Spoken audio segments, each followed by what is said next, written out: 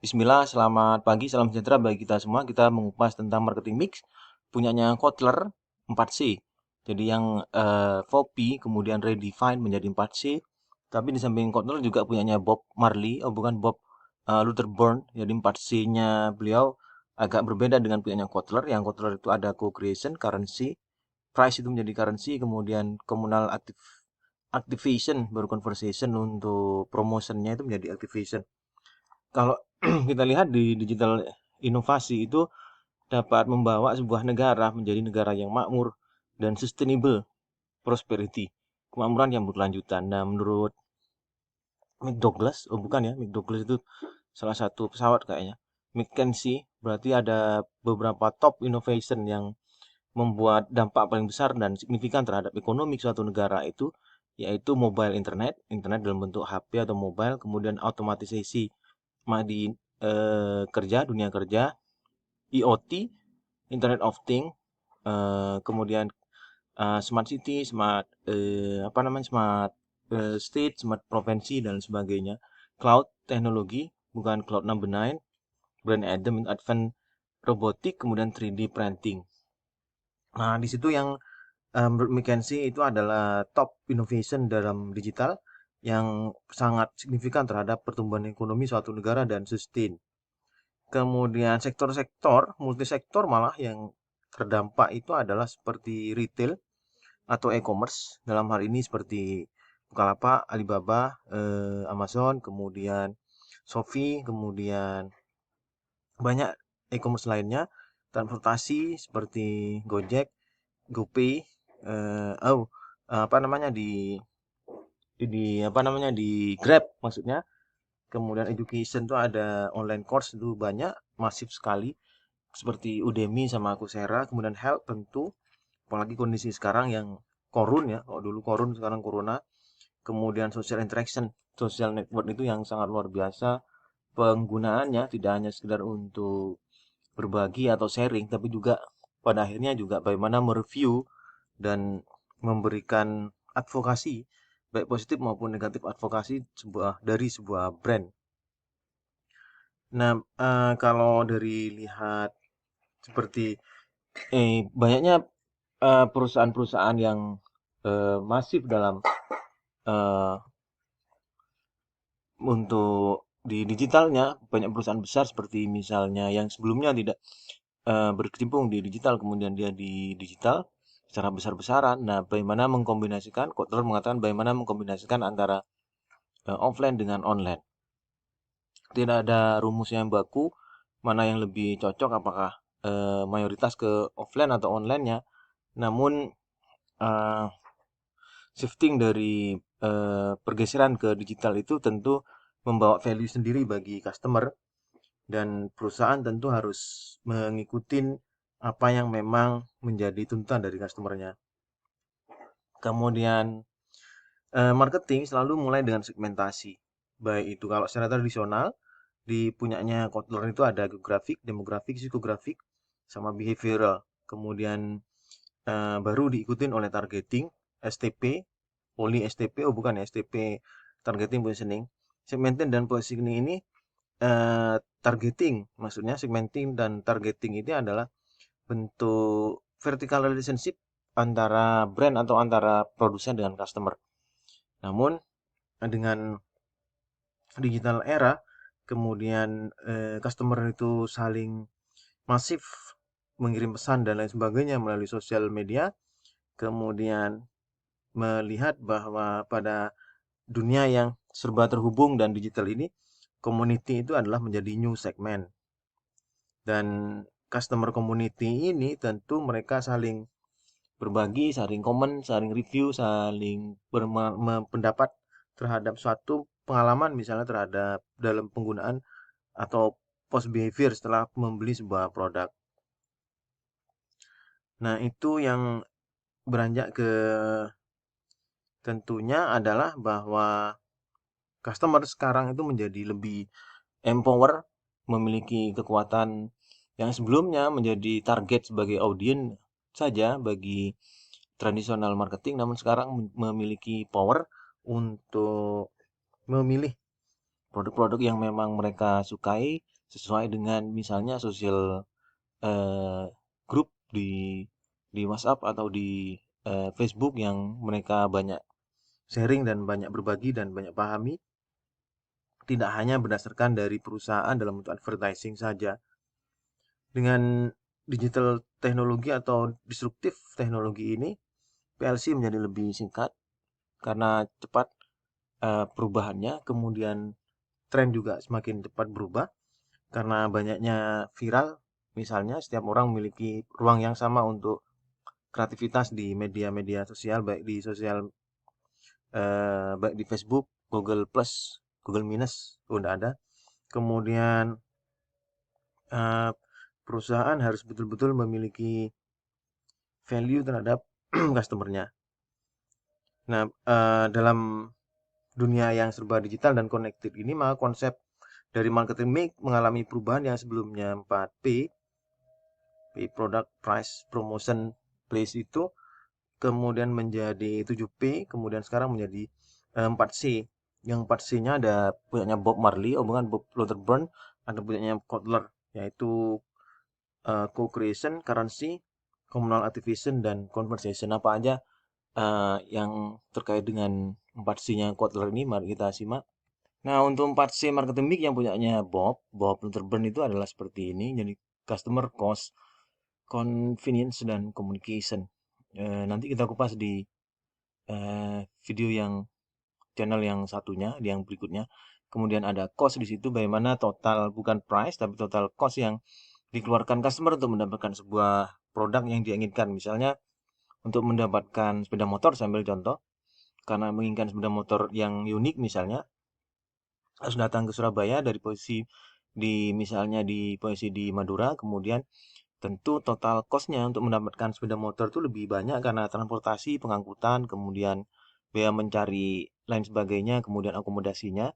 Seandainya di compare misalnya dengan beli di showroom atau dealer terdekat yang di samping rumah misalnya, tentu itu tidak mengeluarkan biaya lain-lain yang terkait dengan cost. Kemudian convenient ini mungkin kalau kita simak di Bob Lauterburn itu bagaimana place itu menjadi lebih menyenangkan. Kalau dalam konteks digital, bagaimana web itu menjadi tempat surfing dan tempat browsing yang membuat customer itu semakin lama ada di web tersebut tanpa merasa boring untuk berganti atau switch ke web berikutnya.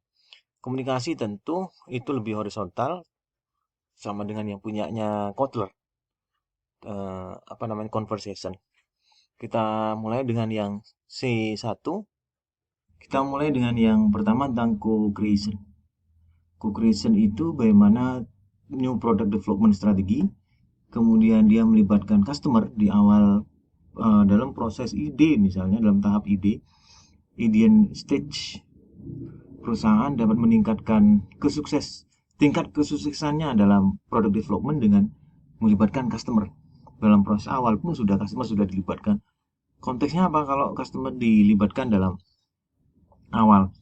Nah, yang selama ini tidak dilibatkan dalam awal, sedangkan produknya itu lebih banyak kepada mass product yang menganggap bahwa setiap customer itu memiliki kebutuhan, need dan want itu yang relatif sama gitu ya. Padahal mereka memiliki keragaman dan keunikan setiap customer. Dan co-creation ini bagaimana memberikan ruang pada customer untuk mengcustom, untuk mempersonalize dari produk, sehingga menciptakan yang disebut SVP. SVP ini berarti mobil yang off-road, oh bukan ya, itu SUV. Itu SVP ini adalah superior value proposition. Jadi menciptakan superior value yang itu tentu memberikan long term relationship antara customer dengan produsen. Kemudian yang kedua, nah ini yang kedua menyebutnya adalah currency. Yang kedua, kenapa currency? Karena currency itu melambangkan tentang dinamik floating, naik turun ya, kayak apa, adventure, my trip, my adventure ke gunung, bukan ya. Jadi currency artinya karena dynamic pricing. Nah, ini sudah bagaimana men-set harga itu berdasarkan market demand, permintaan dari pasar.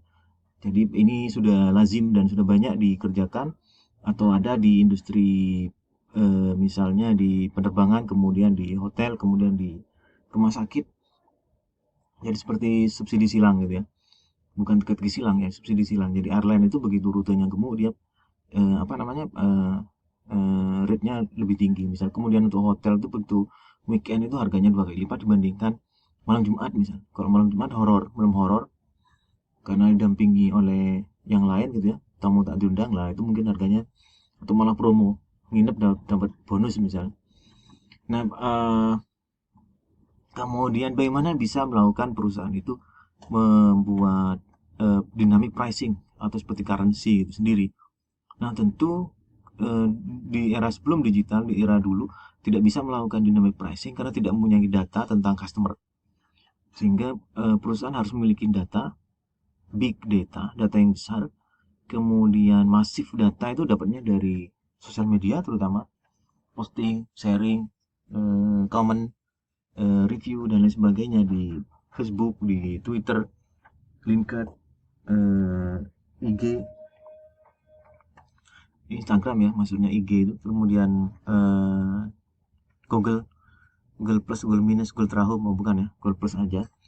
Kemudian dengan adanya big data itu bagaimana big data itu kita analitik itu kalau kita pegang pinggang kita itu analitik keri, oh bukan likitik ya. Begitu menjadi sebuah data yang memiliki arti sehingga perusahaan dapat menerapkan unique pricing untuk tiap-tiap customer. Saya ambil contoh misalnya karena perusahaan memiliki data, begitu saya misalnya atau mahasiswa, saya dengan mahasiswa datang di sebuah dokter, karena dokter tersebut, baik contoh misalnya untuk check up aja, kemudian karena dokter tersebut memiliki big data sehingga dia paham, oh ini adalah mahasiswa, oh ini adalah misalnya PNS, oh ini adalah pegawai swasta, oh ini pegawai BUMN. Nah dari itu tentu dapat mudah untuk menetapkan dynamic pricing atau unique pricing. Jadi anekdotnya yang sering ditanya itu makanya dokter itu karena kalau zaman dulu karena tidak punya big data mesti tanyanya makan pagi atau sarapan. Sarapannya apa? Anu dok, karena saya mahasiswa sarapannya cuma mie instan. Berapa dok? Gratis. Nah itu namanya dynamic pricing. Kemudian selanjutnya fluctuating dari apa namanya harga ini tergantung dari demand dan market demand tadi ya. Kemudian selanjutnya tentang communal activation. Jadi itu lebih bagaimana konsep yang potensial untuk pendistribusian adalah peer to peer. Peer to peer itu adalah dari roda ke roda, bukan ya, to peernya mobil. Bagaimana saya ambil contoh itu di Airbnb, terus Uber atau Grab gitu ya, Zipcar, Landing Club. Nah itu semuanya itu adalah salah satu contoh untuk hotel gitu ya.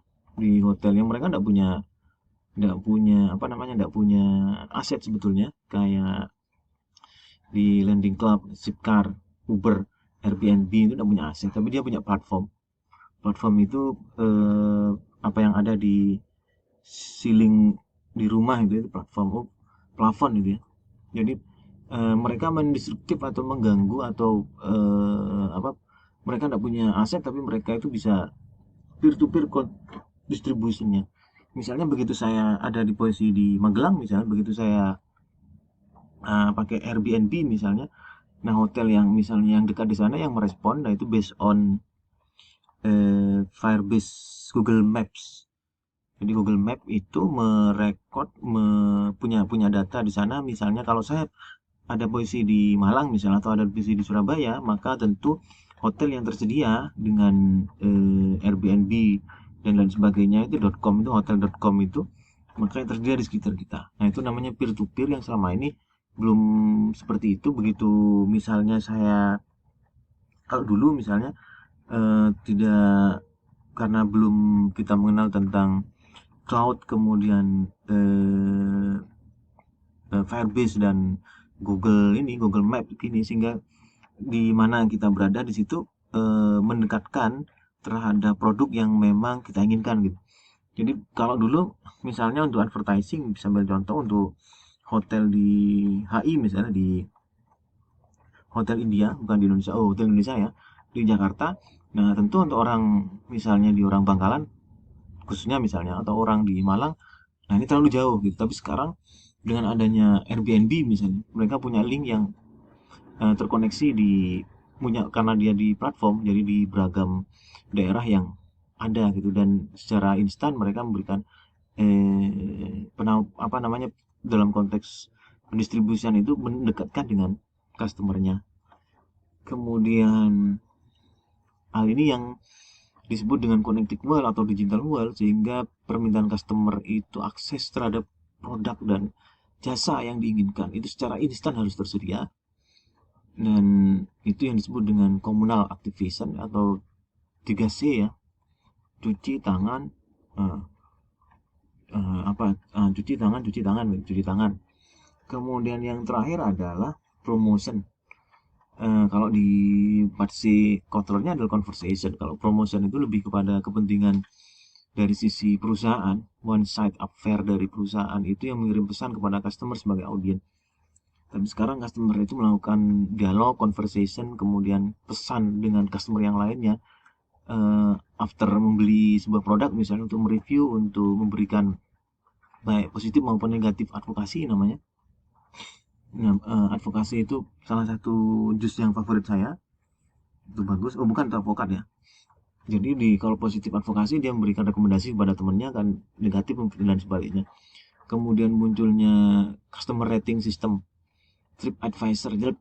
Nah itu menyediakan apa namanya, ruang bagi customer itu untuk berbagi, untuk sharing setelah melakukan pembelian atau mengkonsumsi sebuah merek, untuk mengevaluasi, sehingga itu sangat berpengaruh sekali. Misalnya kalau di consumer atau di retail misalnya, di toko-toko consumer good misalnya, kebutuhan sehari-hari karena lebih banyak eh, eksklusif dibandingkan eh, apa namanya, plan, lebih banyak unplanned. Jadi begitu dari rumah misalnya saya beli saver misalnya, penyukur kumis itu dalam bentuk jilet misalnya, begitu nyampe saya ada notifikasi atau WA, kemudian ada diskusi di grup, ada di Facebook itu berbagi cerita tentang eh, penggunaan sebuah merek tertentu yang ternyata itu kualitasnya lebih bagus tapi harganya lebih murah. Nah, itu mempengaruhi untuk pengambilan keputusan yang awalnya beli produk tertentu kemudian berubah produk yang lain.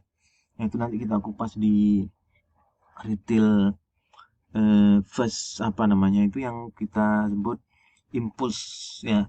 Ada stimuli, itu sebelum dia masuk di pembelian, sebelum masuk ke dealer misalnya atau di showroom. Tapi begitu masuk di showroom atau dealer itu ada peran atmosfer, peran apa namanya, personal touch-nya yang mempengaruhi pengambilan keputusan. Makasih.